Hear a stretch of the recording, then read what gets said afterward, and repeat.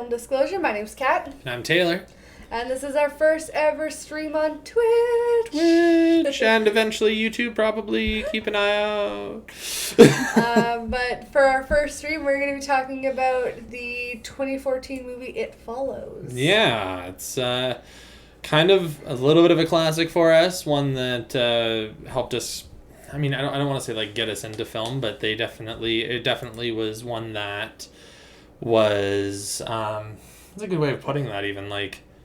I don't know, just sort of influential, got us thinking about movies and stuff like that. Especially not like your typical horror movies. I think it was more of your, like a, good English, like atmospheric. Yeah, true. Not more, like a lot of big Hollywood movies are like about the jump scares and the monsters and stuff like that. This movie was not like that at all. Right. And so I think that it was the first one to really open our eyes to that. Plus, it got us into synthwave. Disaster piece. You're an amazing artist. Yes. But yeah, I mean, generally speaking, I like to kind of start with just a flyover synopsis of it. So just kind of in the most general sense, this movie follows a group of young, sort of college-age people in Detroit. I believe they're in the suburbs of Detroit for the most part, and essentially it follows. It follows a thing following our main character Jay, played by Maika Monroe, I believe her name is. Yeah, I think so. And she is is infected with a sexually transmitted demon, which we'll kind of get into a little bit later on and sort of explain what that means and what the heck's happening to her. And it's about her struggle and her friend group's struggle of sort of being believed and then dealing with this problem and kind of just like the fallouts of being a teenager, if that makes any sense. I mean, that's at least the feeling that I got. Yeah. And especially as far as like the subtext of the movie. Yes, yeah, it's very subtextually strong movie, that's for sure.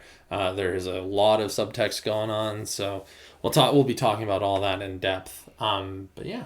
Yeah. That's pretty much it. What was your first impression? Yeah, I think so the very first time I watched it, I remember thinking to myself, holy shit, I need to like scrape my ass off of the chair because I was like so tightly clenched down.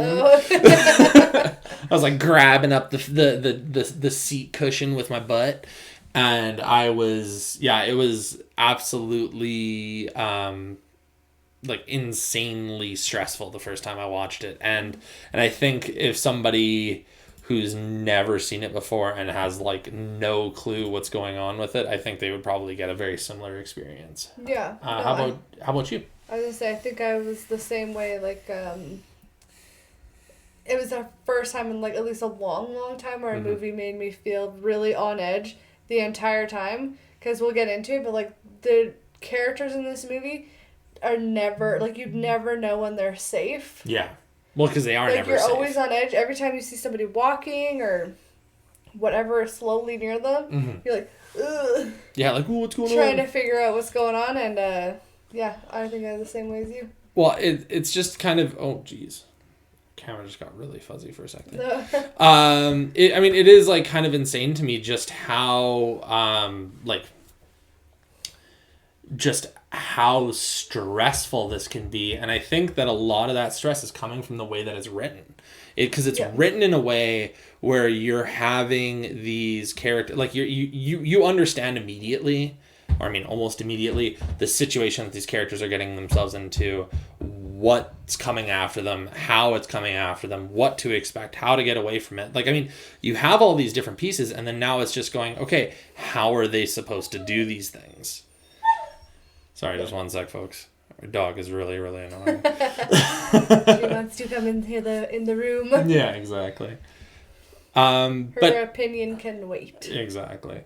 So Kat. Yes. Scale 1 to 10. What do you think? Where was it, in 2014 when we first saw this versus today, when we watched it earlier?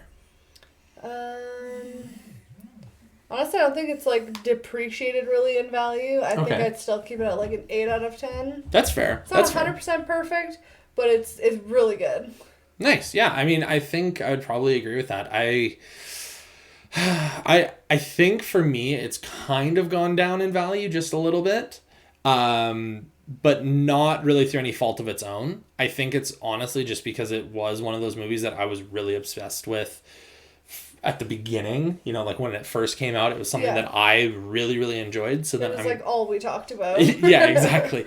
So I think what ended up happening was we sort of, when we got into it, we watched it a couple more times, and I think subsequent viewings, and I'm talking like 10 viewings later, and you know, I don't even know how many years, 7 years later, it's maybe not as good for me anymore.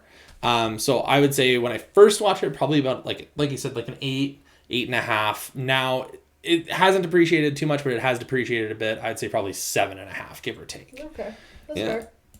Yeah, that's fair. So like, what we usually do is just go kind of, I want to say scene by scene, but kind of like break down the movie a little bit further and just talk about what we like or what we didn't like in kind of each big scene. Yeah, and I mean, sometimes we get a little more into it than other times. Real off topic. Yeah, or crazy off topic. So, I mean, if you have anything to say, please feel free to add it in as we go on. We'd love to hear, chat with you guys and hear what your opinions are. So, I mean, really, the movie opens on what I think is a really great representation. It's like a microcosm of what the rest of the movie is going to be like. And that's from a cinematography perspective, a directing perspective, and a music perspective, like the score and the acting too. I mean, the acting for a little bit. I mean, it gives you a good idea, but it's not exactly a good thing if you catch my drift. I have some negative things to say about the acting in this movie for some of the characters. Okay. But I was like, what are you getting at? what am I trying to... I'm beating around the bush. So, I mean, the movie opens, and essentially the camera's in the center of a street, and it's spinning. And it's a one shot, and it's following this young girl. Her name's Annie. She runs out of her room, or her house. Kat says that she's in a nightgown. She's in pajamas. I think she's going out. I mean, obviously. It looks like a satin, like, tank top and, like, pajama, like, shorts. You know what? That's fair. The high heels threw you off, but I think that was just, I don't know why she's in high heels to run away. I mean, I'd wear that. You know, I'd wear a little satin. Die? Yeah, no, I'd wear a little satin nightie out and like go run. No, please don't, please don't, demon. But yeah, so Annie she's kind of running around and she like looks really fucked. Like she looks really frazzled, and she as she's kind of running away, the camera's following her, and she gets stopped by her neighbor, and her neighbor's like, "Hey, you all right?" Okay. And clearly no. Yeah, clearly the answer is no. But at the same time, she's like, "Yeah, I'm totally fine. I'm fine. I'm just standing in the middle of the road in my jammies. Okay, fine. Freaking out. Yeah. But don't worry about me. I'm fine. It's kind of funny because that scene, or that portion of the scene, definitely. Okay, there's a sense in this movie where it's like the characters feel like they can't tell anybody about what's going on, and I think that's kind of where the first connection with our themes kind of come in. Because, I mean, you can connect that to a lot of different things. It's just like, you know, what it's like to be a kid. You know, you don't tell your parents what's going on. You're not going to talk to your counselor at school or whatever. It's like, it's very kind of reminiscent of that. But then at the same time, it's like, because the movie definitely, like, it is a sexually transmitted demon, as I said earlier. So it's like, you're not just gonna go talk about your herpes with some random lady on the street, no, right? So it's kind of like that same sort of thing where it's like you're dealing with something real and something that's gonna fuck with you and affect you for a long time, but at the same time you're going, okay, but I can't just tell anybody about this. Especially your neighbor who's just trying to grab her groceries from her car. Yeah, could you imagine? Just be like, "You're right. No, man, there's a sexually transmitted demon chasing me. I'm gonna die." Yeah, I'm pretty fucked up right now, actually. Thank you for asking. Like, Okay, good night. Yeah, okay. Cheers, Keir. So Annie's dad comes out and is like, hey, what the fuck are you doing? And she essentially runs past him, hops in the car, and peels out of there. Yeah. Ending up on a beach at night, and she calls her dad. Or I think her dad calls her, I can't remember. And again, it kind of ties back to that whole, like, their conversation ties back to that sort of, like, you know, teenagers can't really tell their parents things, or, like, you know, you can't really talk about these certain things because they are so, what's the word? Like, so personal or just really taboo that you don't really feel like you can talk about it. And she almost kind of gives, like, something that sounds like it's reminiscent of a suicide note. And you're like, oh, yeah, on fuck. the phone call. On the phone call, yeah. She, you know, she's apologizing to her parents, and like that's all. Like, I'm sorry, I've been like a bad kid. Yeah. I can be such a shit, and I don't know why I'm like this. I love you guys. I'm so sorry. And it's all pretty sad. Problem is, though, it's not very believable. I think the writing is really solid. The directing's really solid. The score is fucking mind-blowing. Yeah, the score's great. But the acting is kind of shit. And it wasn't that bad. I mean, it's not bad enough to break your immersion, but yeah, it is definitely a little questionable. Yeah. But yeah, so she has this call, and then hard cuts to her dead. In the morning. Yeah, in the morning. She's laying on the beach, her legs broken backwards. Yeah. One of her foot's missing, her feet are missing. It's pretty gnarly. Pretty gross. But it's also, again, it's setting up what the movie's going to be like, right? You're learning here and now, this is what we're getting into. I also like a part of this scene where, so she's like sitting on the beach and it's like really dark, and as she's giving like the phone call, the camera goes back to her car. Mm-hmm. It's just like the forest is lit up by her car lights, and the camera and the music is like something's there. Yeah. But you as the viewer can't see it, but she can clearly see it. Yeah, and she's reacting to it too. Yeah, but you can't see it, so you're like kind of like looking like, what the fuck am I missing? Mm-hmm. You're like already on edge because you can't see what she sees. Yeah, exactly.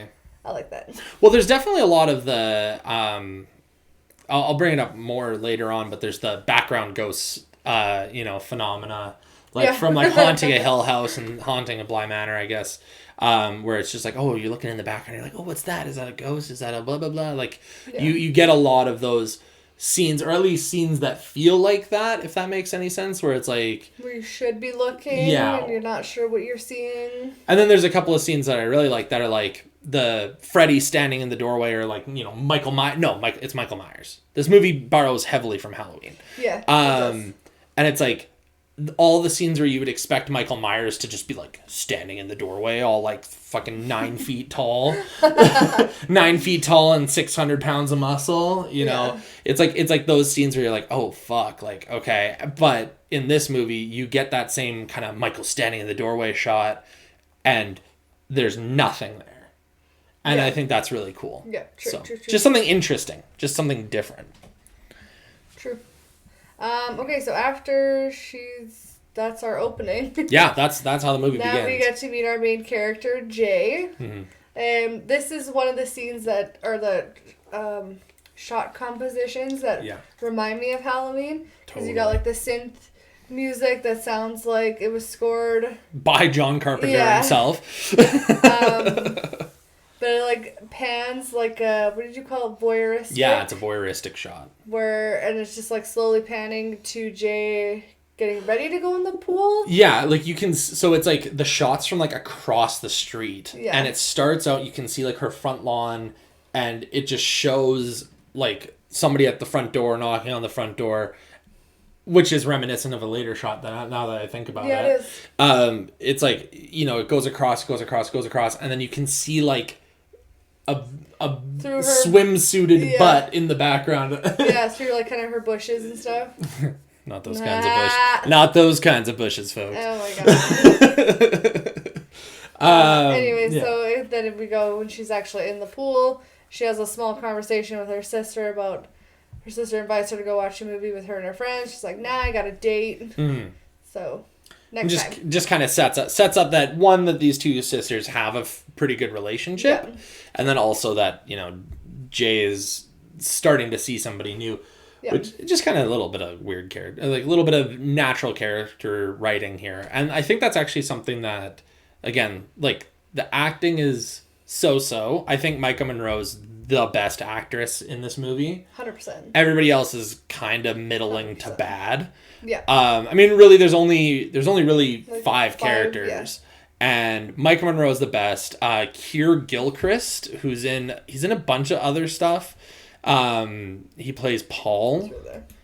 Let's see, what else is he in? Yeah. I think he's in Atypical, I think is what it's called. Yeah, Atypical. It's kind of a funny story. Those are two movies that I'm sort of familiar with. I've never. I'm familiar with Dead Silence, but he plays like. Oh, now I remember who he plays. He's the kid. I know, but I was like, what scene was he the young? Oh yeah, I think he's in like the theater. I think. In Dead Silence, yeah. Yeah. Anyway. But yeah, sorry, he plays the main guy in Atypical, essentially, if you want to know. But I mean, it kind of goes to show that everybody else doesn't have any kind of future in movies. Like, random movie credits that you've never heard of. Yeah, a bunch of nothing movies with a bunch of nobodies in it, and it's kind of deserved because they're not really great in this. Yeah. They're not bad; they're very serviceable, but they're just serviceable rather than being good. Yeah. Like Maika Monroe and Keir Gilchrist. Maika Monroe, by the way, who's in The Guest, which is probably a movie that we might talk about that later. Movie. It's a pretty good movie. She's in a couple other things too. Like I can always recognize her immediately, and I always just forget what she's in. She's in the new Independence Day. The Fifth Wave. I don't know who she is in that. I've never seen that. I've never seen that. No. Let's see. She's in a couple other things, I guess, but I just I mean, like, I don't know. It's interesting because it's like she's like one of those people where I go, yeah, she definitely should be in a lot of things. She should be. She's not bad. But I just don't know a lot of the things that she's in, if that makes sense. But yeah, so we kind of get a little bit of a feel for how these characters interact with one another. Yeah, and then her sister's name is Kelly. Kelly, yes. Kelly leaves the conversation. Kind of get like a lingering shot of Jay still in the pool, and then there's like these two fucking pervy neighborhood kids. They are always fucking around. Yeah, they are recurring characters, and I wish they weren't. And they're just like peeking up over like a hedge, and she's like, "I can fucking see you." Yeah, like, dudes, go away, please.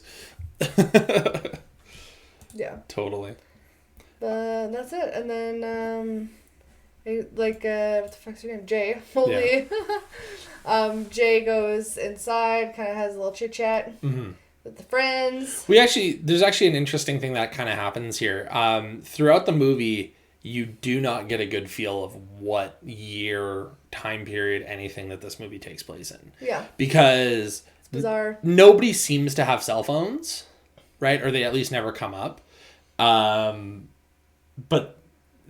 like, okay, so Hugh, Jay's boyfriend person, drives like a brand new, as in like fresh off the assembly line, like 1978 car, and then at the same time, like, I think it's like Annie drove like a freaking Prius. Yeah, it's really, really weird. It's like kind of all over the place. So like different cars, different time periods, stuff like that. Yara, who is one of the friends, has this like little like clamshell Kobo reader thing. It's kind of cool, actually. It is kind of cool, but again, you're like, okay, is this the 70s, 80s, 2040s? Yeah, exactly, because like, who the fuck has that? They're also watching movies from like the 40s. Yeah, I think that's more of like a personal choice. Well, either it's a personal choice for the characters, or it's these movies were in the public domain, so we needed something to watch on TV.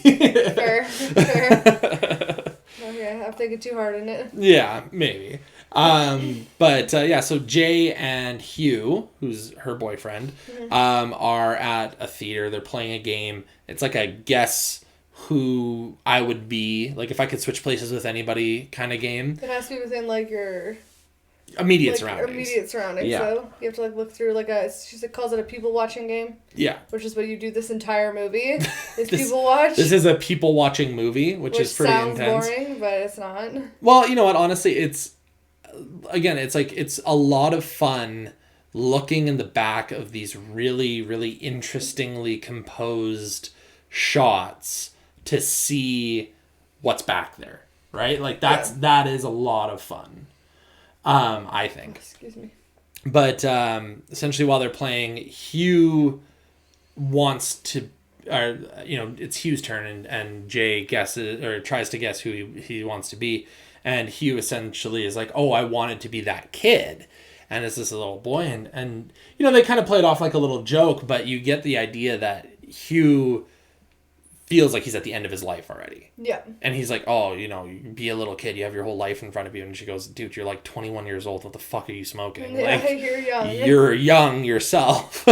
So you kind of get that. That's like the first feel of like, oh, okay, there's some sort of like, not impending doom necessarily, but like he feels like his life is almost over. So, yeah. Which is again, it's just a good sign of writing. It's really good foreshadowing because up until this point, other than Annie's death, which is completely unexplained. We have no clue what the fuck happened.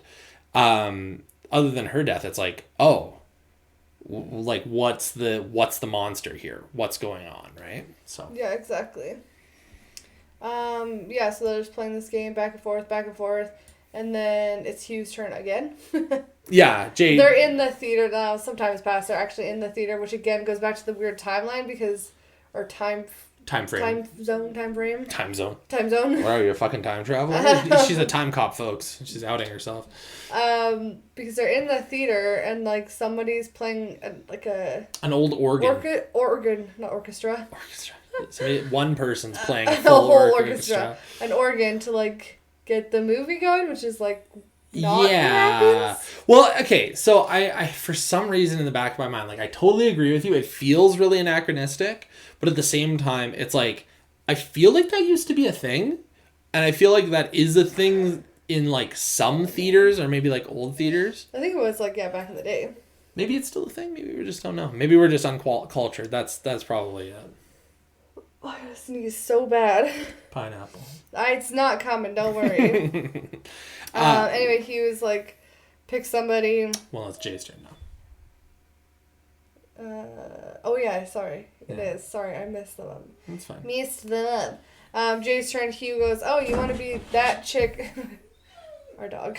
Sorry. You want to be that chick in the yellow dress. And Jay's like, who? Like, I don't see anybody. He keeps pointing like, no, that girl, the yellow dress. Turns out there's nobody there. And then he freaks out. And gets all sketchy, and she's like, is this an ex-girlfriend that now you're like sketching up because you don't want to like be seen with her? He's like, we need to go, we just need to go.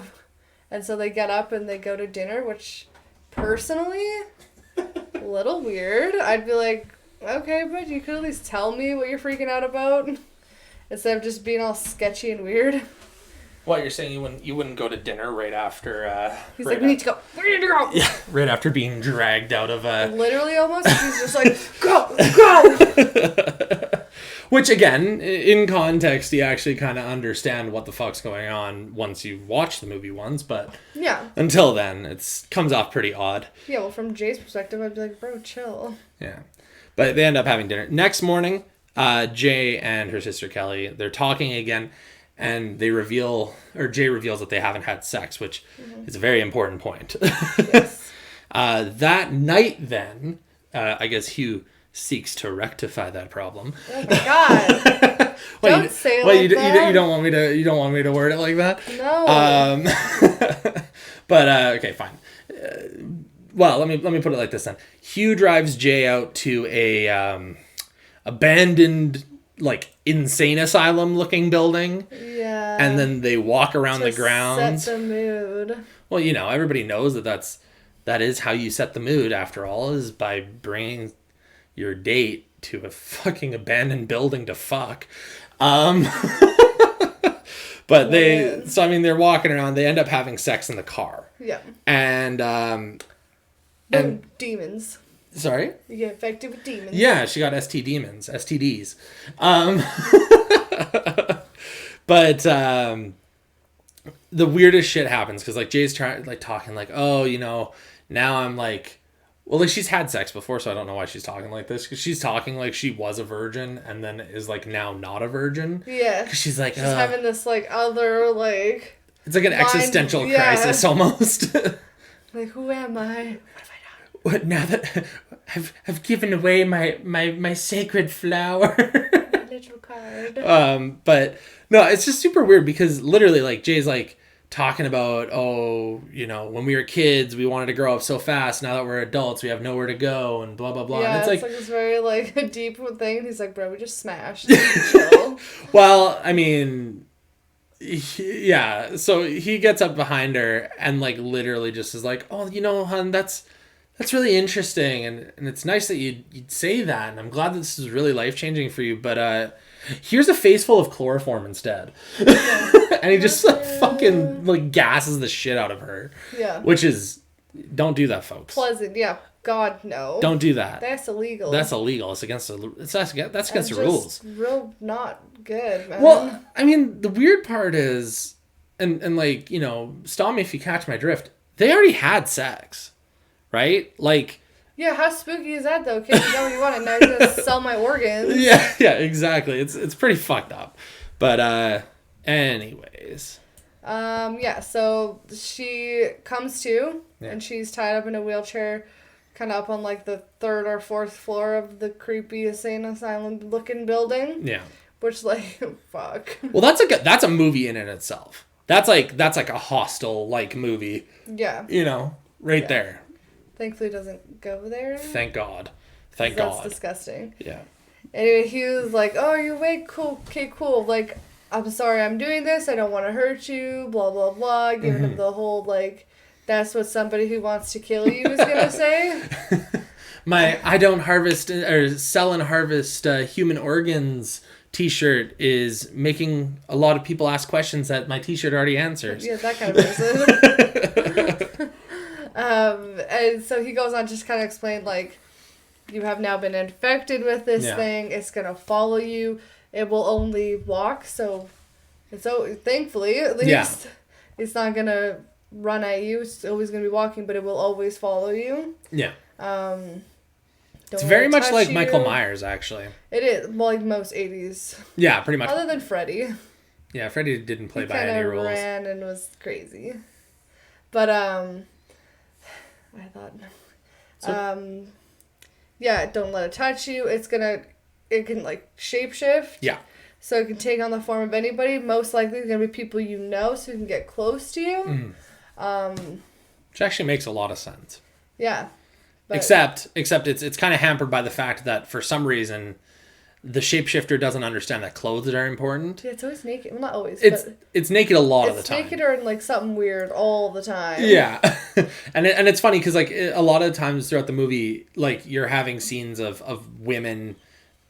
I mean, there is one scene of a guy. You don't get to see anything, sadly, but it's mostly like full frontal female nudity throughout the entire movie, and you're like, okay, why? Why are you not wearing clothes? And like, if you want to get close to me, at least you think you'd be smart about it, right? And it's funny because like, okay, so from a like filmmaking perspective, you get a lot of movies in the 70s and 80s, and really like kind of all the time that are gratuitously sexual, right? Like you get naked women, especially in the 70s and 80s, but kind of just forever, and you have this gratuitous amount of sex and nakedness in these movies, and you're going, okay, so that's just like, you know, you know that they're doing it just for fucking shits and gigs.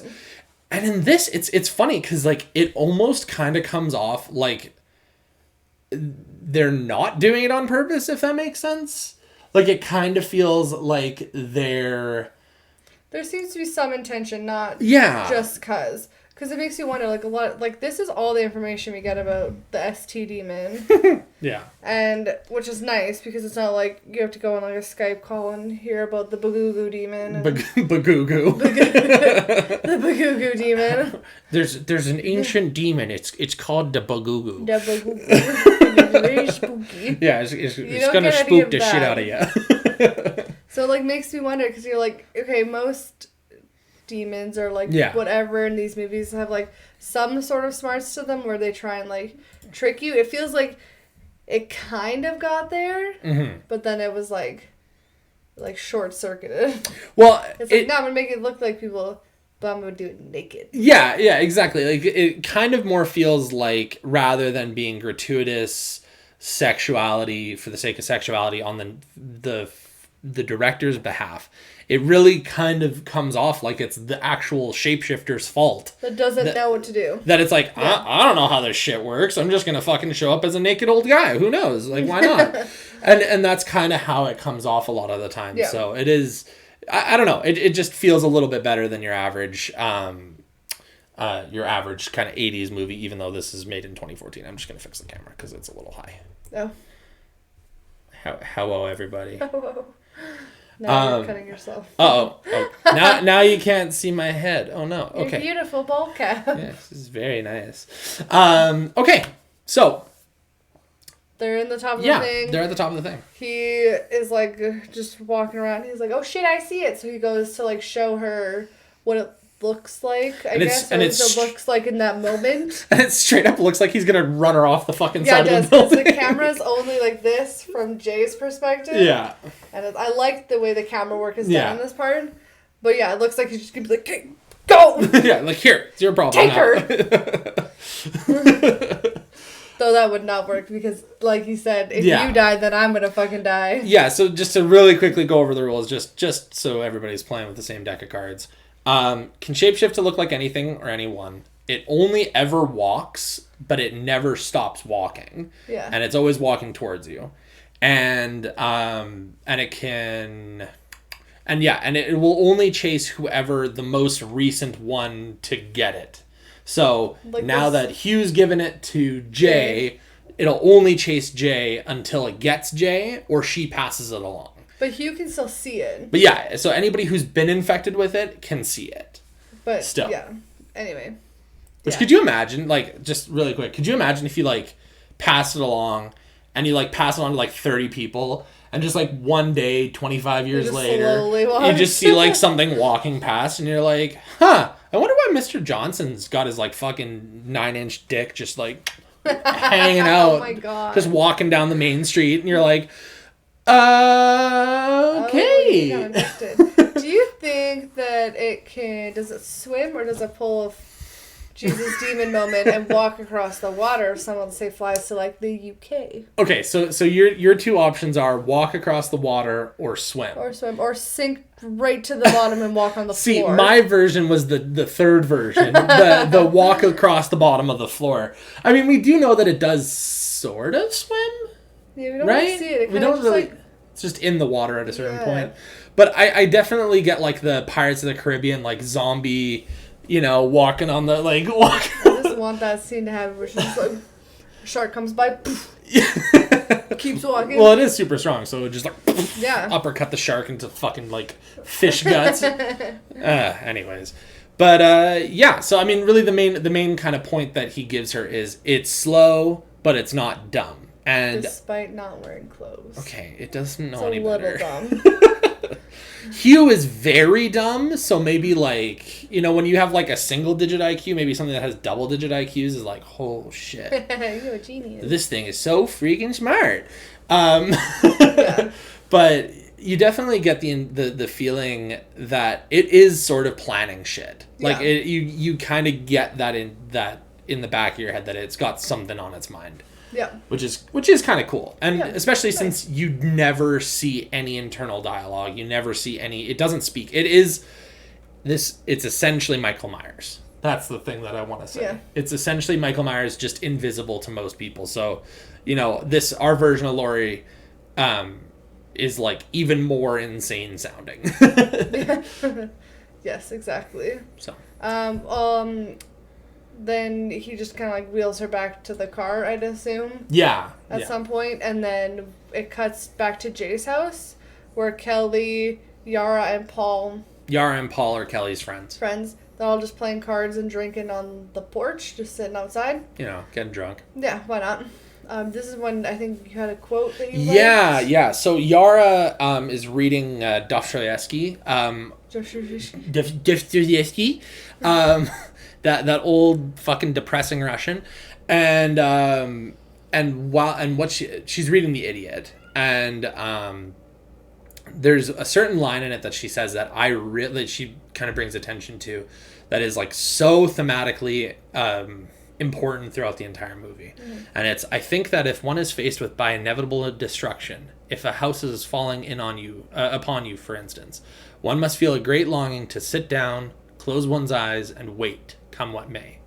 And that is exactly what Jay does, right? Yeah. She, like, moving forward, understandably, because the movie does sort of treat what Hugh's done to be like a quasi sexual assault essay, if you will, and with that in mind, it's like, okay, so you have, like, this movie feels very literary, if that makes sense. It feels like it's like a novel, and that's, I don't know, it's kind of interesting to me. Yara has a lot of quotes throughout the movie that one could say are a little ham-handed. Yeah, I mean, it kind of depends on who you are. It's nice. I'm a big English nerd. As you can tell, I'm a big fan of writing, so hence why I keep bringing it up at every turn. So for me, obviously, I'm like, ooh, yeah, I like that. ooh. Wow. Yeah, so she's reading this, and then Hugh's car pulls up outside, and everybody's like, are you okay? Because he just, like, awkwardly gets out and goes to his back seat, and everybody's like, yeah, bro, what the fuck are you doing? And he, like, pulls Jay from the back seat, leaves her on the street, and he just, like, you don't see Jay yet. Yeah. He's just like, don't let it touch you, and then just drives away, and everybody's like, and Jay's, like, laying on the street, still fucking half naked, and everybody's like, what the fuck? She's like stumbling to the front lawn, and everybody's like, oh my god. And this is a very good moment to bring up again Disaster Piece, which is the name of the artist who did the score for the movie. Right. And he also does, it's really like synth heavy, feels very, like, again, feels very old school, feels like freaking Halloween, yeah. Absolutely. And this guy also, for all of you video game nerds out there, he also scored Hyper Light Drifter, as well as a couple other movies. It's a good game. It is a super good game. Hyper Light Drifter is an awesome game. So, highly suggest that as well. Just, I mean, if nothing else, for the music, to be honest. Yeah, it's great. But yeah, so Jay spends the next couple of days essentially doing nothing, waiting for the house to fall in on her. Yeah, she's like laying in bed, just all upset, as you would be. As you would be, yeah. 100%. And I mean, again, it's like, it's understandable, but at the same time, she's like just all sorts of fucked up. Yeah. And it comes in fucking pervy boy. Yeah, we get a lot more of these voyeuristic shots where we have really like long shots, like distance shots and stuff like that. We kind of watch Jay talking to the cops and at the hospital and stuff like that. Like when she's at the hospital, I love it. It's like there's like one shot that's through like 5 windows. Yeah. Or at least it feels like it. It's like it literally looks like it's like they're just like walking past. Yeah. Looking into everybody's like hospital rooms. Well, no, I mean like literally like it's like through several panes of glass that you can see Jay, which I thought was really cool. But eventually we see at her house, just again more weird people watching things. She's like in the bathroom, like kind of looking at herself, and there's just this like little fucking boy standing on the roof of her house, like of the first floor in her bathroom. Yeah. First of all, boy, how the fuck did you get up there? Why are you up there? Very good question.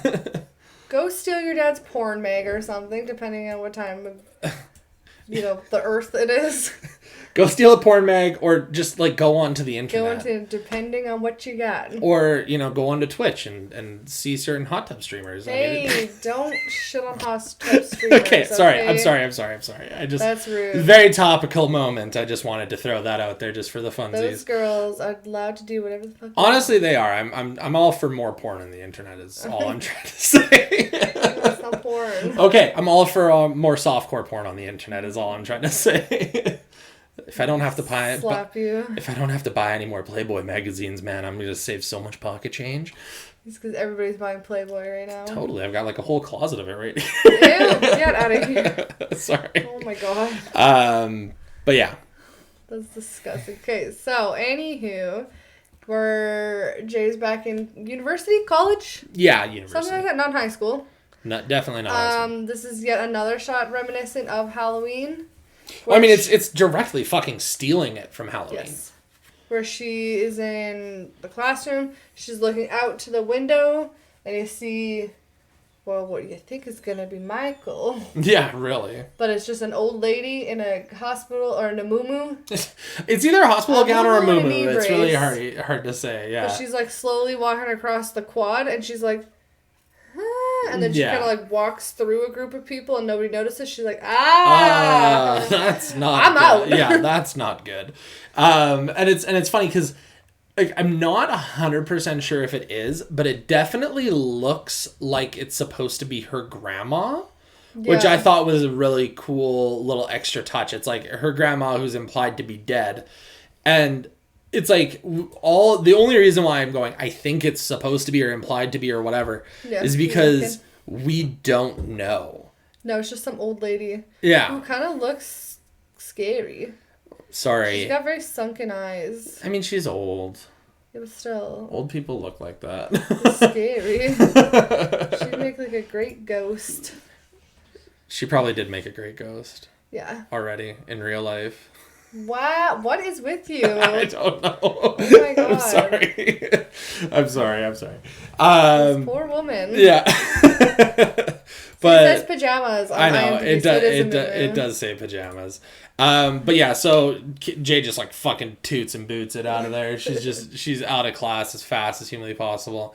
And yeah, and this is the very first time that she is like face to face with the demon. Yeah. And she's just like, like how slow, or how much times is she like changing location? Because it's been a while. I thought she was in her house for a while. You think the demon would have like already come by? It kind of does seem like she was in her house for at least like a day or two.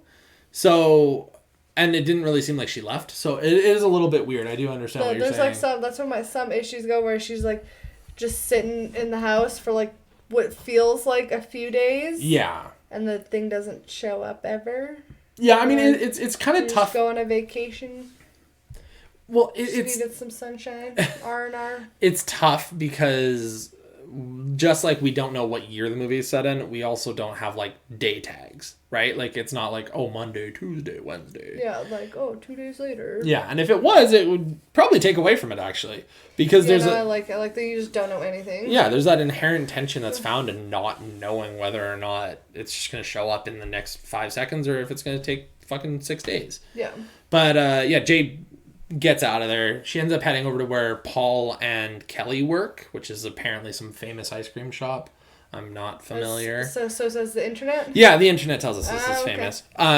And Jay essentially is like, yo, I'm freaking terrified by this stuff. Old lady slowly walking towards me. It was so scary. She had a knee brace on and walked at about 5 miles per year. So 5 miles per year. We may have a problem soon. And essentially Kelly doesn't really believe her. She just thinks, because like everybody knows that this is what Hugh told her. So Kelly sort of thinks like, oh, okay, so she's just like fucking spooked. And Paul, because he's a big simp for Jay, is quick to be like, hey, let me come over, man. I'm just gonna like fucking, I'll stay the night and I'll sit right by the door. And he's like help you out, babe. And he's like 43 pounds soaking wet. Yeah, looks like a skeleton himself. Look him up, Keir Gilchrist. Sorry, Keir. It's really weird how skinny you are. I'm just saying. As a big chonky boy myself. I was like, don't be sad, okay? As a gigantor chonky boy myself, I definitely cannot relate to that, but. Yeah, and then Kelly's like, yo, you're going to wake up with Paul, like, humping your leg if you let him come over, so don't do that. I thought that was pretty fun. That is funny. In the end, Jay's like, no, please actually do come over. I'm pretty fucking terrified. The more bodies to throw in front of this thing, the better. It's that old adage, you know, I don't actually need to be faster than a bear. I just need to be faster than my best friends. And that's exactly what's going on. Jay's doing the mental math. Like, okay, Paul, I can probably snap his bone like a toothpick and just fucking throw him to the demon and run. Run. But, so, I mean, that night, both Paul and Yara do end up staying. Jay can't sleep, so she heads down and goes to play footsies with Paul, which is kind of cute. It is cute. They do have, again, it's like, I feel like too many movies, especially too many modern movies, are just so quick to focus on the here and now. Focus on what's going to move the plot forward. Focus on this is important stuff that we need to be talking about right this second. But the reality is it's like, dialogue can serve two purposes.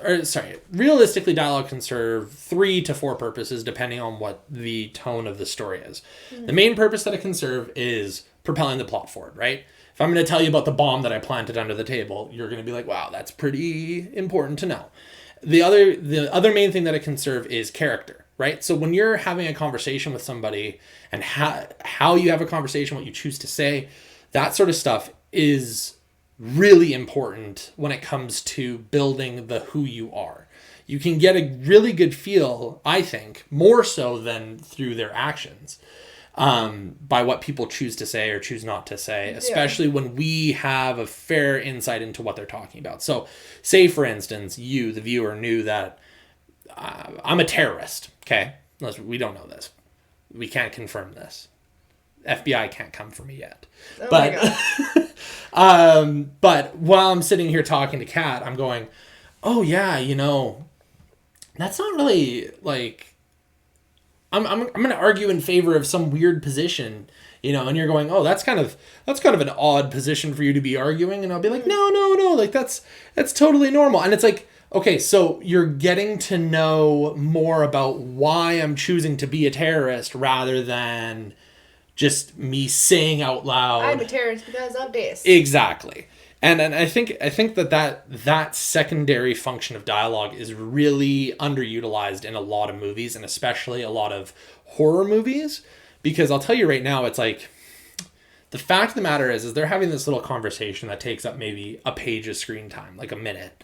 And in it, they're talking about how Jay was Paul's first kiss, Paul was Jay's first kiss, then Paul kissed Kelly. Big old fucking steamy pile of drama. Yeah. And you get this idea in your head where you're going, oh, okay, so that's how these characters are interconnected, right? You know, Jay wants to like him, but maybe Paul got too big for his britches, or maybe Paul likes Kelly more, or whatever, right? Like it gives this sort of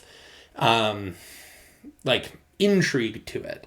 But then that romantic drama then also serves to fuel the actual drama later on, and then it also serves to fuel the horror, because the more that we feel for characters and the more that we feel for interconnected characters, it's all additive, right? It's actually, tension builds worse if you actually care for somebody. Exactly. Like, so if you just cared for just cared for Kat and didn't care for me at all, which is the proper way to feel. Can't agree. You would only, and then we're both in danger, right? You would only feel like, oh no, Kat is going to get hurt. That's not good. Yeah. But then if you think about it like this, say you cared for both of us. Okay, so now that doubles how much you care. But then if we cared for each other and only maybe one of us is going to die and maybe the other one's going to survive, now you're going to have this multiplication of tension, because now you're not just worried about our physical well-being, but then you're also worried about our mental well-being and our emotional and our future and this and that and the other thing. And maybe you wanted to see us kiss. Maybe you wanted to see us get married. Whatever it is that this story is about, you're missing out on this possible future now. And this is a future that you want to see. That's how a lot of romantic movies can have that sort of tension. And that's why romantic subplots, when done correctly, are very, very helpful, even in non-romantic movies. So, sorry. I like romance. That's another thing you're going to get to know about me. I love horror movies, but I really like romance stuff. All right, you're allowed allowed to like what you like. Yeah. So anyways, the two of them are playing footsies, and they're kind of talking about their past. Your childhood and stuff. And then they hear the glass break in like the living room or the kitchen or something. The kitchen. And I think Paul goes to check it out, but I don't know where he went. Did he go to the kitchen? Yeah, he went to the kitchen and was like, "Oh, nothing's here." Then just fucked off? Yeah, he's like, "I'm gonna go wake up Kelly." Or no, somebody. He goes, "Yeah, there's nobody here." And then he goes, "Oh, I'm gonna go get somebody to call 911 and I'll wake up Kelly." So he's gonna get Kelly to call 911 instead of one calling it himself. What a weird. I'd be like, "Hey, I'll go call," and then later you go, "Okay, I should probably wake everybody up." Yeah. What a weird. Yeah, it's a weird decision, but the point of it was the director wanted to get Jay alone. Herself. Yeah. And that's what they did. So she goes to check the kitchen because I guess she doesn't fucking believe him. She's like, nah. I think she just was like, because he goes, "Oh, there's nothing there," and then so she goes, "Oh wait, duh, because you can't see shit anyway." Yeah, she just kind of goes to look to be like, "Oh, what the fuck's going on?" And it's like this cool slow-mo shot of her like walking into the door. Is that your slow-mo? Yeah. It's very, very good slow-mo. Walking into like the door frame of the kitchen, and she like slowly turns, and then there's the weirdest fucking looking lady. Yeah, probably the most why moment of the entire movie. Yeah, because it's just like this lady who's like messed up hair. She's like missing a few teeth. Yeah. She's got a bra on with one tit hanging out, and she's peeing her panties. Yeah, she's really given off like dirty South lot lizard vibes. Like, she looks like the kind of lady that you can pick up at any number of rest stops near you. Restaurants? Not restaurants, rest stops. Applebee's. Applebee's is for fancy days. It's I've never been to an what's like a low quality, like, McDonald's? Wow! Fucking coming for Chili's out of nowhere. You can throw Applebee's under the bus. Leave Chili's out of this. I've never been to Applebee's. I just hear a lot of people make fun of Applebee's. It's warranted. Okay. Anyway, so she's fucked up and she's slowly walking towards her. Jay freaks the fuck out. Clearly, like, who wouldn't? That's weird. Even if you're not being hunted by an ST demon, that in your kitchen is scary. Yeah, that lady's pretty unsettling by herself. Like, yeah. But then she goes upstairs into Kelly's room. Yeah. No, her own. Or her own room. Yeah. And Paul and Kelly show up. And she just has, like, a full-on meltdown. Again, kudos to Maika, because, like, she actually has... Yeah. Like, a full fucking meltdown. Yeah, she's really, and she does really good at it. Maika Monroe really plays the holy fuck, what is going on role really, really, really well. Yeah. Anyway, yeah, so she's just like, no, something's down there. Oh my god, it's here. Yeah. And then you hear Yara, like, knock on the door. She's like, guys. Yeah, like, she sounds so she's weird. She's, like, asleep in the other room, has no idea what's going on. She's like, why is everybody screaming? What's going on? Like, let me in. So, clearly, obviously, Jay's like, no. Yeah. I mean, we don't... At this point, we never hear this thing speak. Yeah. Yeah, that's true. But, like, she doesn't know if it can mimic voice. So in addition like, no, to shapeshifting. Shapeshift. Which I don't think it can, because it never says anything. It never speaks. Anyway, she opens the door. It is actually Yara standing there. But then this, like, 9-foot tall alien-looking person, like, ducks underneath the door frame to attack her. And she's just like, fuck! And, like, jumps out the window. So it's, like, a really tall dude. And he has really mad Lady Dimitrescu or whatever vibes. Big Mama vibes. Vampire mommy vibes from Resident Evil 8. And it's, like, shockingly similar. He just sort of, like, ducks in and he's just like, blah, blah. And I will say that is really, like, the number one best scare of the entire movie, in my opinion. The first time I watched it, I was like, holy fuck. No. It sounds like a lot of movies, it's like music, loud music, and then it cuts silent, and then you're waiting, and then it's like, oh, loud music again. Yeah. This one is like the music's kind of like, it obviously peaks when she sees the lady, but it never gives you the feeling like cut off, oh, wait for something to happen. It's like they open the door, Yara's there, and you're like, oh, okay. and then something happens, and you're like, wait! Yeah. Well, Disasterpiece is a really, really good artist, and he destroys a fucking violin, if I remember correctly. Just like... just like fucking just destroys the sound out of it. And it's honestly, like... It's just really effective score because it is really subtle, like you said. It's like it's not destroying your eardrums, really. It's just really like that doesn't sound like it's supposed to sound like that. Beginning of Insidious. Okay. Levels of. All right. So just a quick note. Kat was born with a hearing defect, so she can't hear out of one of her ears. Yeah. We recently rectified said problem. But we got a hearing aid. We didn't steal someone's ear and we reinstalled her ear. We stole it from an old woman. So when one of the very first things we did after getting her hearing aid was we watched Insidious. It's fucking loud, man. Insidious is a great movie. First of all, I'm gonna throw it out there. I like it. Kat does not like it, but that's fine. I don't hate the movie, but it's just. As a deaf person who's getting used to sound again, yeah. Can we not just have the sound be the same the entire movie? I get having peaks and valleys, but it's like, boom! Stop. You just did the exact same thing. Just freaking destroyed somebody else's eardrums, I'm sure. Sorry out there, anybody who's listening on headphones. But that's what it's like. Now you know what it's like being a deaf person who gets to hear again. That is true, actually. It's from watching the credits, I'm like, okay, all right, never mind. Yeah. I'll just go deaf again. So Jay yeets herself out a fucking window. She defenestrates herself.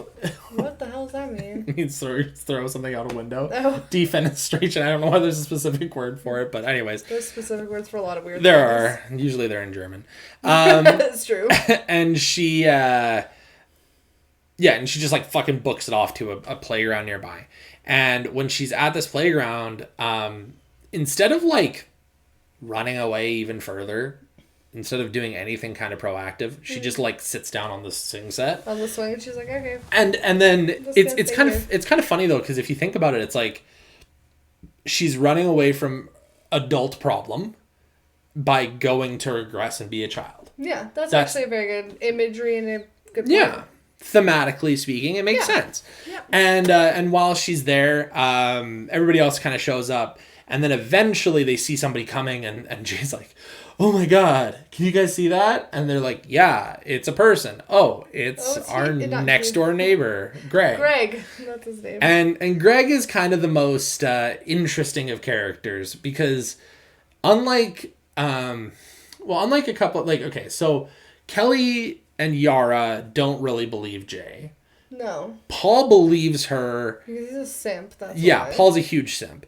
Paul believes her and is I'll do whatever. Everybody's kind of happy to help, but yeah, Paul's I really believe I'll you. help. The girls are okay, well, we love you, so you just kind of want to be there for you, but we don't really fully understand or believe what's happening. And then Greg comes in, and Greg is I don't believe you. I also don't love you, but I want to fuck. But I want to help. So I'll help you. And Greg does so much, a shockingly high amount of things. He's right away just down. He's yep, let's do it, let's go. I'm I need to get out of here. And he walks away. She's where are you going? He's to get my car. Yeah, we're leaving. What? Bruh. Just so quick, and I kind of love that. He's just so.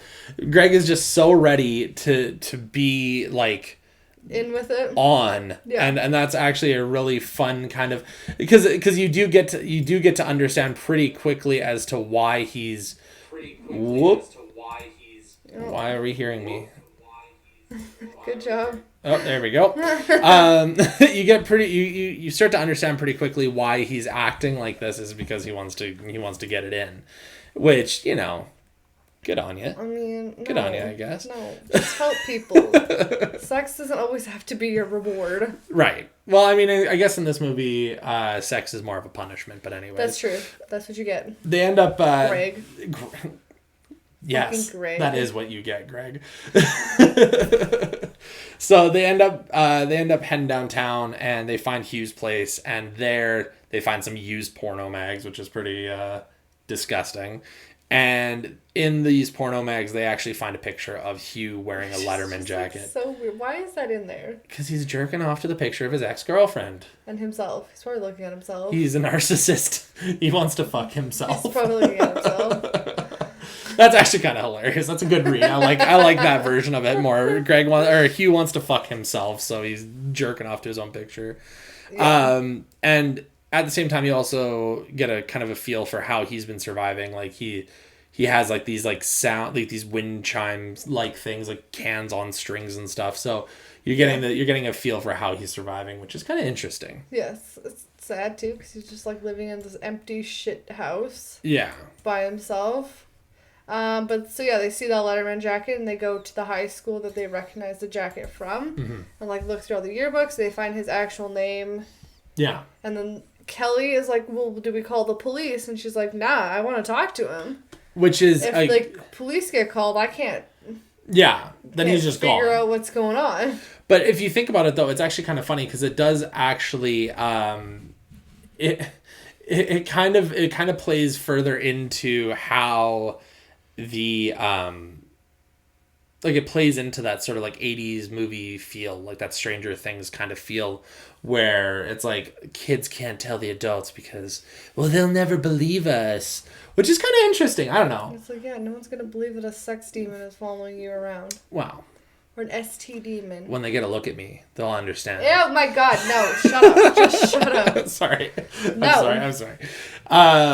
But actually, another really good shot in this scene, and a kind of a good, just a good scene in general when they're in the high school. It's like it's a rotating long shot. Lots of long shots in this movie. And during the rotating long shot, you're seeing this like random like student just like walking towards the camera all the time, right? Yeah. And you're like, oh, okay, kind of cool. And like it's rotating. And then like the last time it rotates, the student is like pretty close to the building that they're in. And then it like just focuses on them looking through these yearbooks. The like soft, eerie music. Yeah. And it's just like staring at them. And you know that the thing was like 10 feet behind them. Yeah. And you're like, oh, it's fuck. Also one of those things when they have like the school like pans or new areas. You're always like looking around being like, yeah, like, oh, who's walking? Who's moving? Right towards where I'm looking. Which is always really fun. Yeah. So they go and find out his name is Jeff. His name is Jeff. And they go to his nice, beautiful suburban house. Yeah, it's kind of shitty because it's like. And then his mommy lets him out. Yeah. To talk to his friends. It honestly is so fun. Well, okay, so two things. The mom, we actually saw her before because the mom was the same naked lady that was walking towards them back at the insane asylum. But also. Gross. She's dressed like a mom from Stranger Things. Again, I'll bring Stranger Things up. It's super fucking weird. It's because it doesn't have a time. What the fuck word am I trying to say? Time frame? Yeah, time zone. Time zone. Remember your time cop. It's a time zone. No, it doesn't have it's just so super weird because like everybody it literally looks like when they were doing the extras and stuff like that they like sent like a third of the extras to somebody to be like, okay, dress these people up like they're from the 70s. And dress these people up like they're from the 90s. And dress these people up like they're from 2020. Yeah. And you're like, what the fuck is going on? Like, you're getting like people who... It's just honestly such a bizarre mishmash of fashion that you're like... Yeah. It's very confusing. And again, it's like that unsettlingness that's subtle. You know, to quote a wonderful YouTuber, you may not have noticed it, but your brain did. Go check out Red Letter Media, by the way. Anyway, amazing. They talk to him at his house. Yeah. And he's like, bro, I told you everything already. Like, I don't know why you're talking to me. I don't know why you came here. Like, I can't help you. Yeah. And I love this part, too, because, like, boy is still hella on edge. Yeah, he is. Because there's, like, this girl walking home from, like, soccer practice. Yeah. And everybody's, like, in the little circle, little kitty circle. Well, they're all, like, picking grass and shit. Playing with it. They all look like they're 10 years old. It's really fucking bizarre. And this girl's, like, slowly walking. Again, you noticed it, because you're just, like, always panning. Because we're just on edge as they are. Yeah. And she's, like, slowly walking, and he's, like, getting more on edge as they're still trying to ask him questions. Like, do you see that? And they're like, yeah. Yes. It's the person, and the girl walking by is like, Yeah, she's like, what the fuck's wrong with you? weirdo. And again, it's always really interesting to see like those things, because it's like the natural progression of somebody in this situation. It's like they actually thought through what these characters would be like, which is always really nice to see. Because you're not like, oh, I'm free, and then you just go back to being normal. Yeah, because that's not how stress works. It's not what like Greg, or sorry, not Greg, Jeff has like PTSD, and he's suffering through that, and we only see him literally. He has like 3 minutes of screen time, and we really get a really good idea for that and I think that's just something that's really well done. Yeah. But essentially, now knowing that they're fucked, or really actually, Jeff gives them a way out, or gives Jay a way out, and that's fuck some guy. Yeah. Just find a random dude, pass it along, tell him not to get caught. Yeah. And Jay's like, oh, why? No, I don't want to do that. And then we kind of now are in the situation where we're going, okay, moral dilemma. Like, what should we do? What should she do? Do you condemn somebody else to death, or do you suffer now for the rest of your life? Yeah. Constantly being on edge and on the run from some slow-moving monster. Yeah. ST demon. Yeah. And I would argue, it's funny, because, like, at the beginning, we're kind of, when we first understand that that's what she needs to do, you get this thought process where you almost agree with Jeff, and you go, fuck, just go to the bar. You're Maika Monroe. You're a beautiful woman. Just fuck a random dude. Who gives a shit? Yeah, but you don't want to kill somebody. And that's the problem, though, right? Is because you don't really think about it. Like when you're when you're watching a movie about people, right? And these feel like real people. You get this idea in your head at first where you're going, okay, well, the only person that matters is the protagonist. And as time moves on, you kind of understand exactly what she's going through, and you realize, like, oh, she shouldn't condemn some other people to this. That's the wrong thing to do. And it's funny because it kind of, like, I don't know how the hell the director managed this, but it's like they timed it perfectly, because later on she does. And it's sad, man. It's she sad. Cries through the whole thing. Yeah, it hits hard, and you're like, fuck me, okay. But yeah, essentially Jeff's just like, run.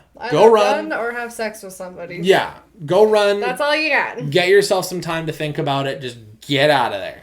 And so they do. And again, Greg, who's just completely down for anything. This guy. Again, doesn't believe in shit, but is just super down for it. Drives him out to a beach house. Yeah. And teaches her how to shoot a gun. Yeah. They like set up the windows for like the little cans again. Mm-hmm. And then they chill on the beach. And this is the first in open space. So when you're writing something, you want to think of like the ebbs and flows, right? And you want to think, okay, so the high tension is unsustainable. Right? If a movie is constantly high tension the whole time, it doesn't feel good to watch, but it also loses its punch, right? Yeah. It's like, if you're trying to aim for tension to be up here the whole time, it's really gonna go like this. It's gonna go here, and then it's just gonna start dropping. And there's you need to have the peaks and valleys. Exactly, because with every valley, that rising tension again, it really hits every time, or at least it should, theoretically. Yeah. So this is supposed to be the drop. And it kind of is, but it's like a lull, because they're like soaking in the sun, playing in the water. But the funny part is that's how it is for the characters, right? The characters are going, oh, we're fine. But you as the audience member, you're going, at least if you're thinking about it, you're going, what the fuck are they doing? Why are you sitting still? Yeah, exactly. You're like, you should be driving to freaking Tijuana right now. What are you doing? Get the fuck out of there. I think, though, that helps bring that across, because Jay's never at ease. That's true. That is true. Still, like, everybody else is trying to be like, yeah, it's a good time. Let's go swim. Yeah. She's just like, yeah. She has the proper response to it. Again, Jay is the best, Maika Monroe, best actress in the entire movie. Yeah, she is. Yeah. What's his face? Greg goes to take a piss in the forest. Yeah. and then their friend Yara. Yara. It looks like she's like coming around the corner behind Jay. You like start seeing her walk. Yeah, she's coming from like way the fuck out. At first you're like, oh, who is that? And you're like, oh, it's fine. Yeah. And then all of a sudden it goes back to Jay, and like Yara floats by in the water on her little like pool floaty. Yeah. And you're like, ah, shit. Yeah, that was again the second moment of, oh fuck of the entire movie. The whole time you're like screaming at the camera, like, turn around. Yeah, and then we get the first scene of what it looks like to everybody else. Because it comes up behind Jay. Yeah, what it looks like to attack. Yeah, it comes up behind Jay and just grabs her hair and just rips her. Like, she's like, her hair just rises up. And then it literally looks like this. It just, like, rises up and you're like... You're waiting for the thing. You're like, what you doing, Mr. Monster? And Jay's just like... Watch out, man. Oh, sorry. And honestly, it's like really... It was really actually quite effective, I think, and really quite interesting how they did that, because now everybody else knows that she's not lying. Because fucking Paul gets fucking falcon punch like 30 feet away too. It looks a little silly. Okay, obviously it was like a wire stunt, and they just like set the wire. No, he just flew back that far. I'm assuming that the alternative would be like he just like threw himself backwards or whatever. But he like straight up. It looked like so impressive if you did that on your own. Really though, because it looks like he literally like Paul stand. Wait, let me see. Paul stands like right here, and he literally just goes. Yeah. And it's honestly like so. Oh, sorry, everybody. Shouting. I was getting excited. And everybody is just like, oh fuck, Paul's dying. Yeah, they all fucking run into the boathouse. The boathouse, yeah. And Jay grabs a gun and just starts firing. Meanwhile, Greg is still taking a piss in the forest. Yeah, Greg's like, what? Nearly gets shot like 3 times. Yeah. Somehow, like, for some dickhead reason, still walks towards her, like, no, like, yeah. stop. Like, he's getting in the way. Like, move! Yeah, exactly. One sec. You can do the next part here. Our dog is barking. Gotta go yell at her. She's a very needy puppy.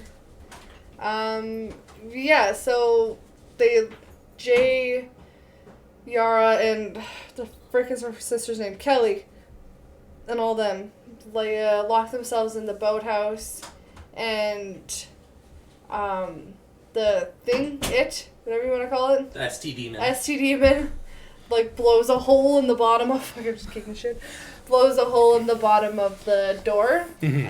and then it just, sorry, fuck, it just, like, holds on that shot. Mm-hmm. On the hole.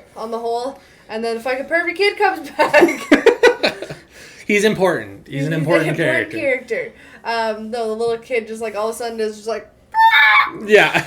It's like the one time that we have the stupid demon face this entire movie. Yeah, he, like, crawls through the hole and she's like, run! Yeah. And Jay just fucking ditches all of them. She just boots it out, steals Greg's car, and just guns her down the highway. And then immediately gets into a car accident and, like, knocks herself out. Women drivers. Hey, okay. Am I right? Okay, listen. Okay, sorry. Listen, Mr. Edgelord. Okay, I'm sorry. Shut up. Please don't crucify me. Yeah, so she ends up getting concussed and breaking an arm, and she's in the hospital now. Yeah. And you're like, oh, okay, you're fucked.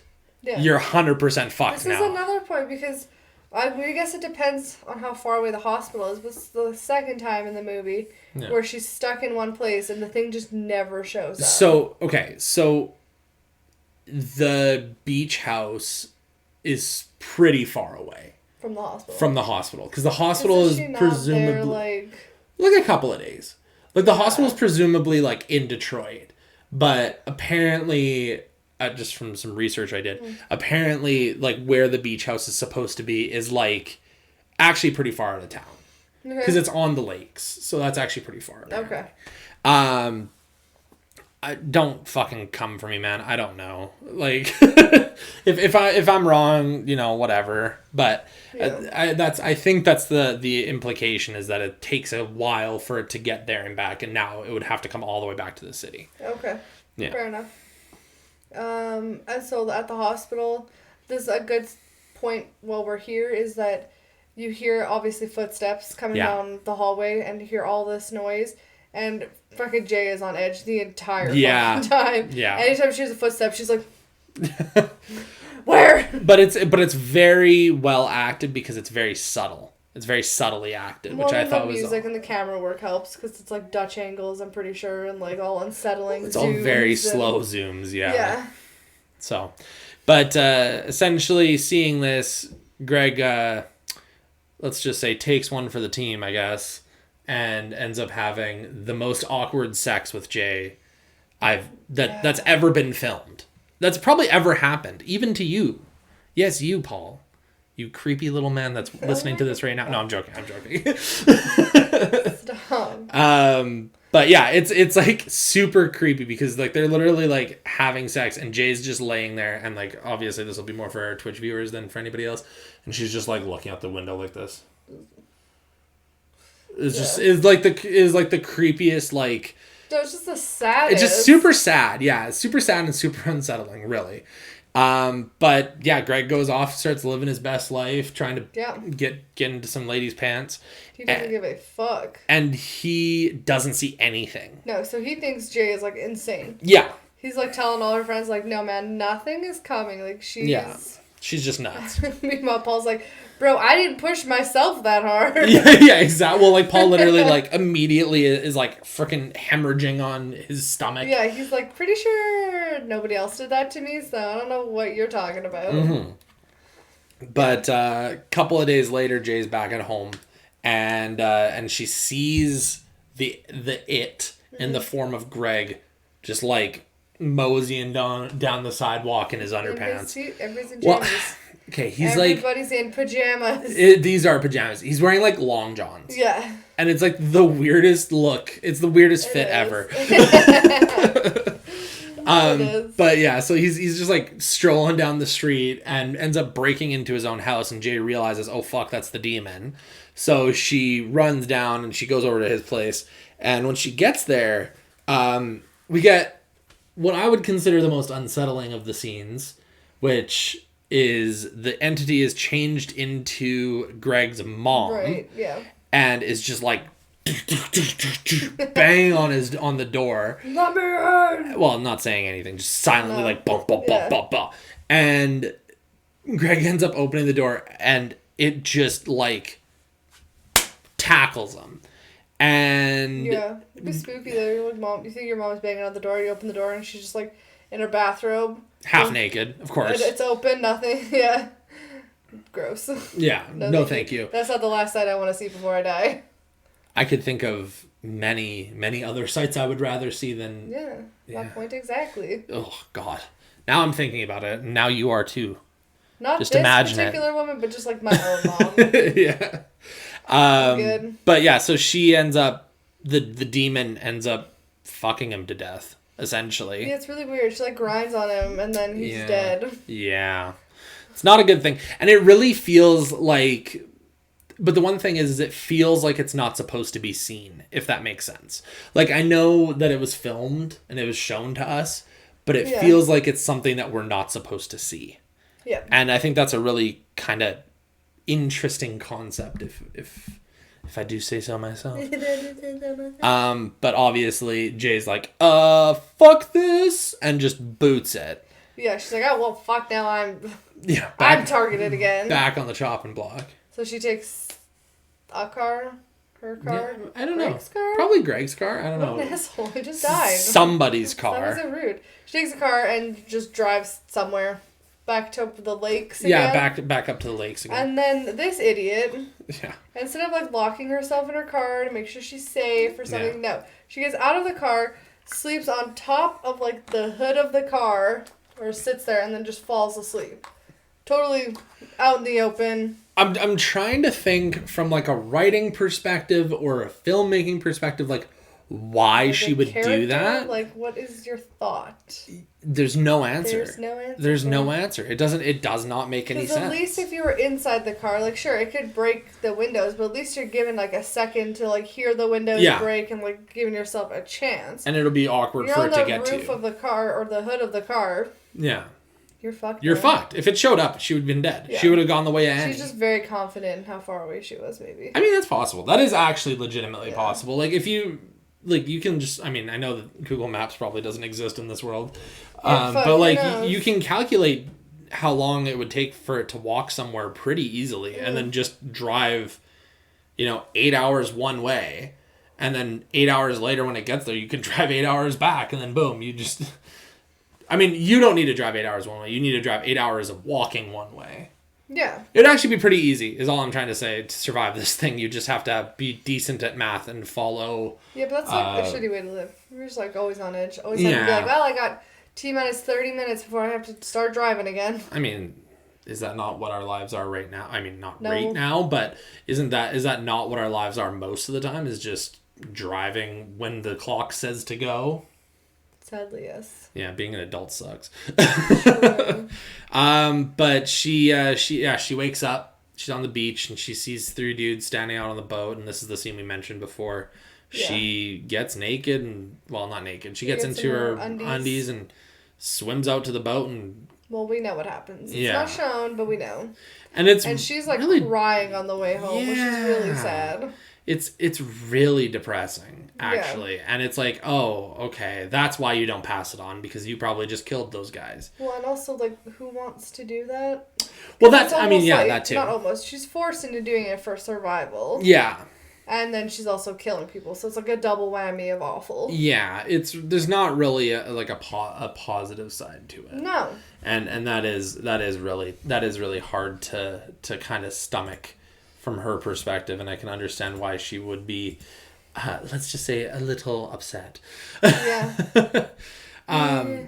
But I think at the end of the day, thank you so much, Katsudon, I think. Showing up on ours. Oh, yeah, there we go. There we go. I was like, is it late? Yeah, thank you for the follow. Keep on coming back. We'll have more of these every couple of days, I'm sure. We were planning on doing Sundays, which I'm now noticing our bio probably says that, but yeah. But yeah, no. So see you soon. Probably a little bit more often than that though. But yeah, so she ends up getting home and it's not really a good time, that's for sure. Sorry, I'm like lost. That's okay. I always get like, I got so excited. Yeah, so she gets back home. Just like another one of those, just like she's obviously really upset and affected by what happened. Paul, the eager beaver. Eager to get her beaver. Fuck. Disgusted. You didn't even think of that, did you? No. God. Maybe it's a really Canadian saying, the eager beaver, eh? Yeah, you gotta go chomp some of that wood. The eager beaver. Anyway. Is that what that's from? Sorry, wait. Beavers eat wood.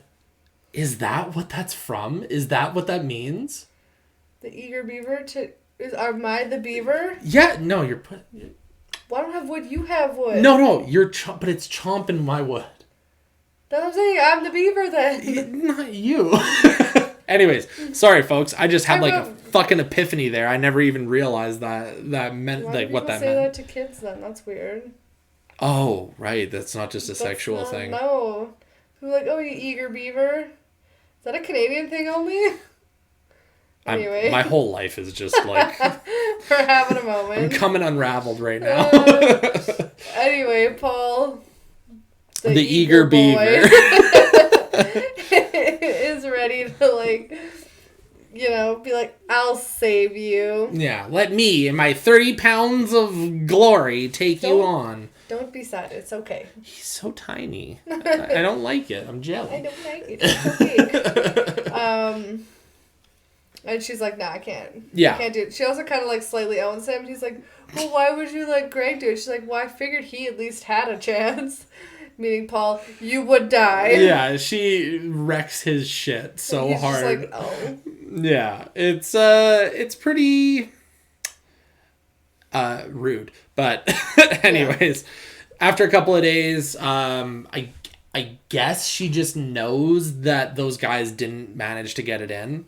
So she's that's the other weird thing is like, how does she know that all of a sudden she's... I don't remember. Because there's no like moment of like her seeing... When she sees the thing, they've already decided to go... Yeah, they're like on their way to go. Because they have a plan to like go to this community center. It looks like, like an abandoned pool or something. And kill it there, but when they're leaving, then it's like the naked old man on her roof. Okay, so here's my pet theory. When they're leaving, there's just like this old dude, just like fucking like chilling chilling up on her roof, and he's completely naked.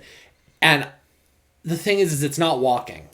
So here's my thought process. That's not it. That is her insane neighbor, Mr. Johnson, with his big ass Johnson hanging out, just fucking standing up on his roof. And like the line that came immediately after that, because we don't really hear them talking as they're driving away. The line that must have come immediately after that is, oh fuck, he's at it again. God damn it. God damn it, Mr. Johnson. Old asshole, get your cock away. My God. God damn it, Boris. Get it together. Yeah, exactly. Oh, Boris Johnson. No, deep Politico over here. Deep cut. But, they end up heading over to this community pool. And their master plan to kill it is Jay's going to sit in the middle of the pool. Yeah. And they have, like, all these electronics on the outside of the pool. Yeah. And, like, they're going to lure the thing to Jay. Jay's going to swim. Yeah. Swim. Swim. And get out of the pool, and then they're gonna throw all these electronics inside. Yeah. And they're gonna kill him. But the major issue here, and anybody who's like kind of vaguely aware of how science works, if it's not touching the ground, it won't do anything. I'm like 90% sure, especially not with that much water. Like it's like a community pool. It's a full size pool. One blow dryer. Yeah, I mean, plus I would imagine that the breaker would just get flipped before it would really cause any problems. I mean, again, if I'm wrong, don't come for me. I don't care. I'm never going to think about this again. But I just, I wanted to throw that out there. It feels like something that kids would come up with. And it also feels like something that would understandably not work. So then when it doesn't work, you're not all that surprised. Yeah, because clearly it doesn't. And it ends up throwing shit. It doesn't go into the pool. It's like going back to what Jeff said. It's smart. Yeah, it's not stupid. It's slow, but it's not dumb. Yeah. And it sees her in the pool, and it just starts throwing shit at her. Yeah, it's literally like yeeting TVs at her and shit. Microwaves, and it hits her almost every fucking time. Yeah, it's a good shot. It's a really good shot. And Jay obviously doesn't get electrocuted, but then they pull out a gun. Fucking Paul, man. He's like, just point at it, man. Just point at it and I'll shoot it. And she's like, it's like right there. Yeah, and like Paul literally immediately almost kills Yara, shoots her in the fucking leg. Also, Yara, get out of the fucking way. Yeah, exactly. I mean, stand behind the person with the gun. Who's like shooting a thing that none of you can see. Maybe just like move to the side. Yeah, exactly. So they do end up eventually fighting it, and they shoot it. They do actually end up shooting it. Yeah. And it falls into the water. It attacks Jay again in the water. She's like halfway out of the pool, and it drags her back in. Yeah, and then they shoot it again. It was actually a pretty cool scene. I literally, the scene lives in my nightmares where it's like holding on to her, and she's like just struggling her fucking hardest to get out of the pool. It actually looks really fucking terrifying to me. It's a cool angle shot, especially with the bullets going through the water. Yeah, exactly. It's crazy. So the demon gets shot again, and somehow nothing hits. Yeah, it doesn't hit Jay. She's bulletproof, and essentially she survives. And we are led to believe that maybe the demon is dead, maybe not. You see the pool fill up with a ton of blood. From Jay's perspective, From Jay's perspective. But that's all we see. And then the last shot of the film is Jay and Paul walking on the sidewalk. They're holding hands. Walking slow enough. Yeah. And there's somebody behind them walking just slightly faster than them. Yeah. And then that's it. Like, is that a person? Is that the thing? Or it? Or what? We don't know. Just, that's how the movie ends. Yeah. And sorry, Paul and Jay have sex. And then Paul's like driving around town trying to find a prostitute or something to pass it off on.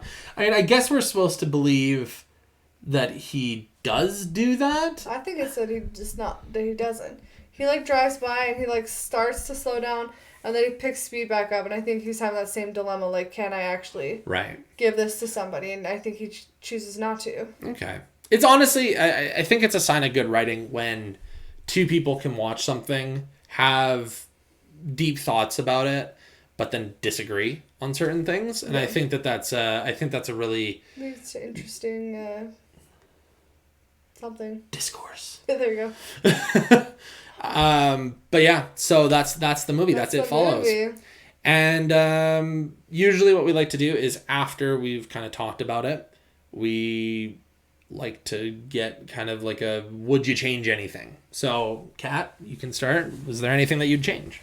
The only thing that I am kind of, I guess, confused of, or that I think could use, I don't know. The whole point, there's the three moments in the movie. I guess the third one kind of makes sense because she was with the three guys. Okay.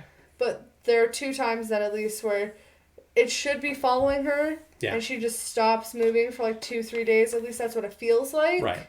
And it never comes. So it's either like you need to establish, has this been a few hours? Has this been a few days? Like, how far are you? Like, just something so you're not like, is this the whole point? Yeah. Is that it's going to come and catch up to you and you're just like chilling in bed for 3 days? Yeah, there does kind of feel like a couple of scenes where it's like, oh, okay, what, like, where is it, you know? Mm-hmm. And I think that could really be solved if it just showed them traveling a little bit more than they already were. Yeah. That's all. I think it just doesn't show them traveling enough. No. It's just like, well, we got in the car and then now we're here. And it's like, okay, how long did that take you? Yeah, exactly. Yeah, definitely. I agree with you on that like for if sure. Showed them like stopping for gas, or just, it doesn't have to be like 3 days later. 3 days later. No, just like stop for gas. Have like something change. Yeah, just kind of show us, okay, it's been a while.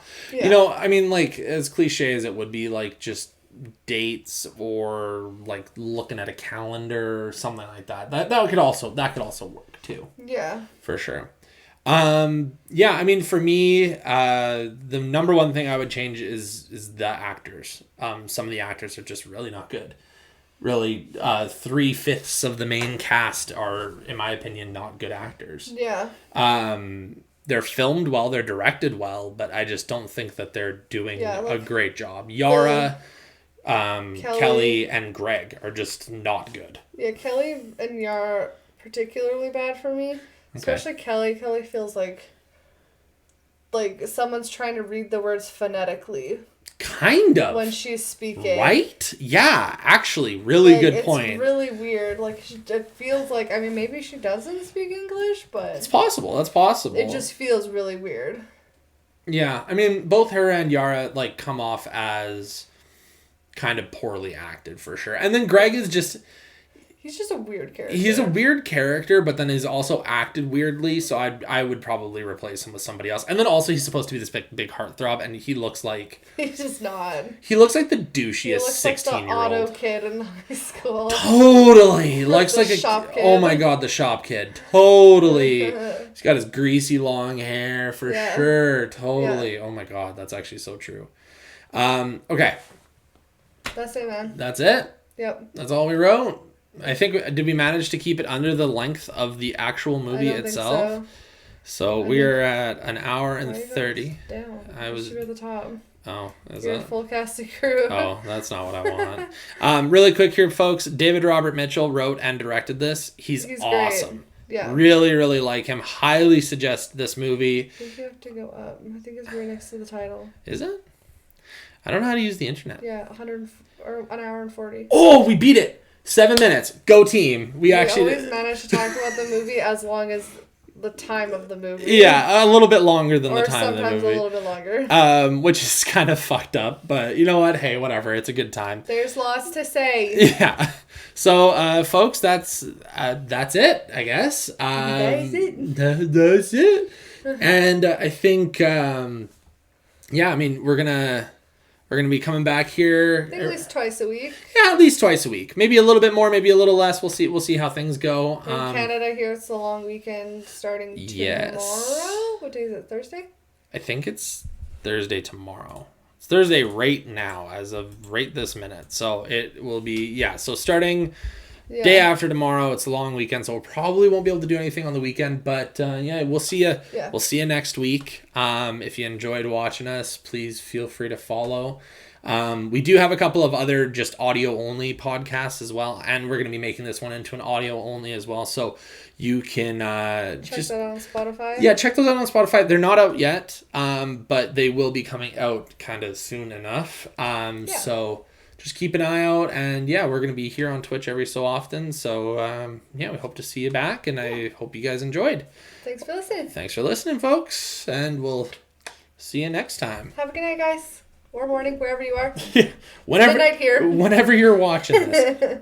All right. Bye.